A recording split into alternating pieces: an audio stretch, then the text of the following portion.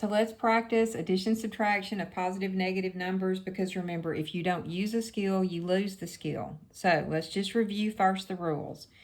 When you're adding, you're either adding or subtracting. When you're adding, if the numbers have the same signs, you add and keep the sign.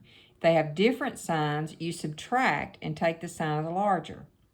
If you're subtracting, you do keep, change, change. When you change it, it becomes addition, so then you can go back and use the rules for addition.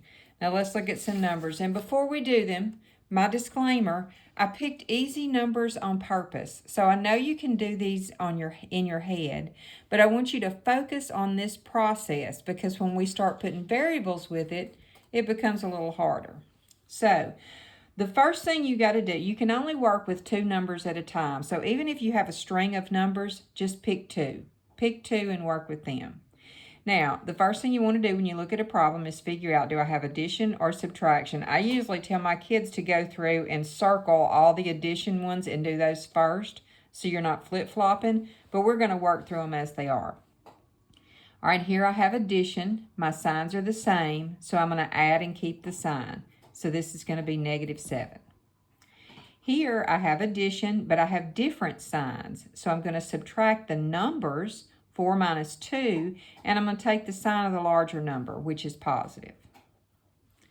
All right, here I still have addition. I have different signs, so I'm going to subtract 7 minus 3, and I'm going to take the sign of the larger number. Now I have subtraction, so I'm going to keep, change, change. That means I'm going to keep this one negative. I'm going to change this to plus and this to positive. Now I have -1 plus 7. Different signs, so I'm going to subtract and take the sign of the larger number. All right, here we have subtraction, so I'm going to keep, I'm going to change, and I'm going to change. So now what I have is -4 plus -8. Same signs, so I'll add and keep the sign. All right, another subtraction. So I'm going to keep, change, change. All right, 5 plus -10. I have opposite signs, so I'm going to subtract and take the sign of the larger number. Okay, here's addition. We have opposite signs, so we're going to subtract. 8 minus 2 is 6, and take the sign of the larger number. Now I have subtraction. I'm going to keep, change, change. So I have 4 plus -5.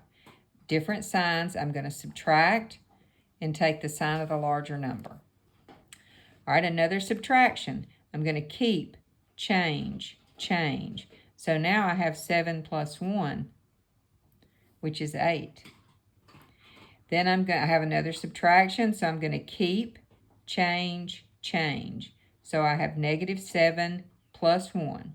I'm adding opposite signs, so you subtract the numbers. -7 minus 1 is 6, and you keep the sign of the larger number. Last one, we have subtraction, so I'm going to keep, change, change. So now I have -7 plus -1.